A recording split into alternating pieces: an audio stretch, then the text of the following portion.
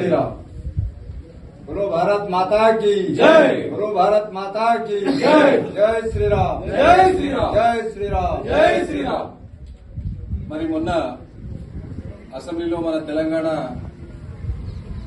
Budget వ్యవహార శైలిలో ఆలోచిస్తే మరి కాంగ్రెస్ ప్రభుత్వం తెలంగాణలో వాళ్ళు ఇచ్చినటువంటి హామీలు ఏవైతే ఉన్నాయో మర్చిపోయి ఇష్టానుసారంగా బడ్జెట్ ని కేటాయించడం జరిగింది. మరి ఎమ్మెల్యే ఎలక్షన్ లో ప్రతి మహిళకు 2,500 ఇస్తామన్న మాట ఎక్కడ పోయింది? మరి రైతులకు 15,000 ఇస్తామన్న మాట ఎటు పోయింది?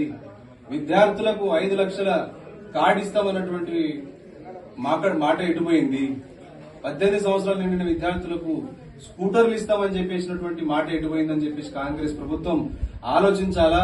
మరి ప్రజలకు మభ్యపెట్టి ప్రభుత్వాన్ని ఏర్పరచాలి తప్ప ప్రజలకు న్యాయం చేయాలని చెప్పి శైలి మీకు ఎటువంటి బుద్ధి జ్ఞానము ఆలోచన జ్ఞానం లేదా పరిజ్ఞానం కూడా లేదని చెప్పేసి అటువంటి బడ్జెట్ ని మీరు కేటాయించారు.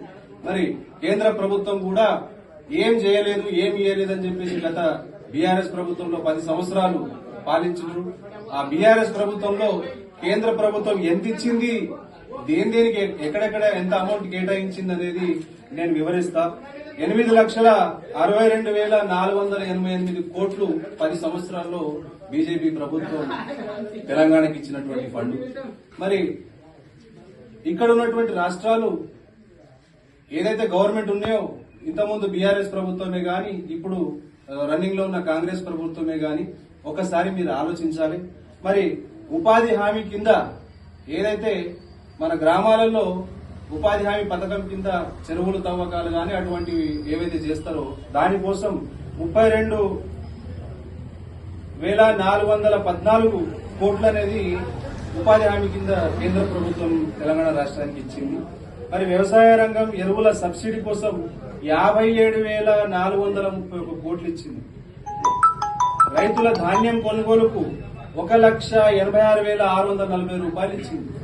మరి పన్నుల వాటి కింద 1,96,420 కోట్లు ఇచ్చింది.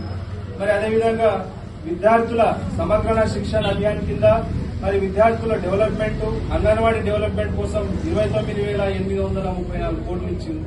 మరి ఎస్సీ ఎస్టీ మరియు మైనారిటీలకు 4,228 కోట్లు కేంద్రం రాష్ట్రానికి ఇచ్చింది.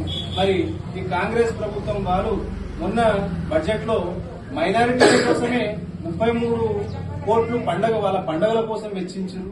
మరి మీకు కనీసం బుద్ధి ఉందా? మీకు ఎంపీగా 8 మందిని గెలిపించిన దాంట్లో హిందువులు మీకు కాంగ్రెస్ ఓటు వేయలేదా అని చెప్పేసి మన తెలంగాణ రాష్ట్రం హిందువుల తరఫున కూడా కోరుకుంటా ఉన్నా. మరి మైనారిటీ బీజేపీ ప్రభుత్వం మైనారిటీకి అపోజిట్ అని చెప్పేసి తప్పుడు ప్రచారాలు చేసినటువంటి మీరు ఒక్కసారి గుర్తుపెట్టుకోండి. ఎస్సీ ఎస్టీ మైనారిటీల కోసం 4,228 కోట్లు మన తెలంగాణ రాష్ట్రానికి బీజేపీ ప్రభుత్వం ఇచ్చింది. మరి మైనారిటీలు కూడా ఆలోచించాలా? మొన్న ఎంపీ ఎలక్షన్ లో ఎస్సీలు ఎవరైతే ఉన్నారో మన తెలంగాణ రాష్ట్రంలో ఓట్ల కోసం రాజ్యాంగాన్ని తీసేస్తారు, అంబేద్కర్ బొమ్మను పడగొట్టేస్తారని చెప్పేసి అబద్దాలు తప్పుడు ప్రచారాలు చేసి ఓట్లు వేయించుకుని 8 సీట్లు గెలుచుకున్నారు. ఒకసారి వీళ్ళు ఏం చేస్తున్నారు కాంగ్రెస్ ప్రభుత్వం అనేది మీరు ఆలోచించుకోవాలా? మరి ముద్రా యోజన కింద 58,471 కోట్లు కేంద్ర ప్రభుత్వం ఇచ్చింది. మరి హైదరాబాద్ చుట్టూ రీజనల్ రింగ్ రోడ్ దానికి 20,000 కోట్లు ఎవరిచ్చారు? కేంద్రమే ఇచ్చింది, రాష్ట్ర ప్రభుత్వం ఇవ్వలేదు.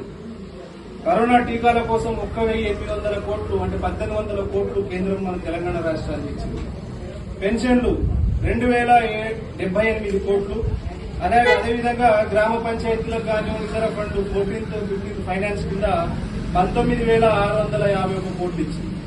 మరి డబుల్ బెడ్రూమ్ స్మార్ట్ సిటీ కింద ఆవాస్ యోజన కింద సెంట్రల్ గవర్నమెంట్ మనకు స్టేట్లకు ఇస్తే వీళ్ళేమో double bedroom Indiramma double bedroom అని చెప్పేసి రిలీజ్ చేసుకుంటా ఉన్నారు.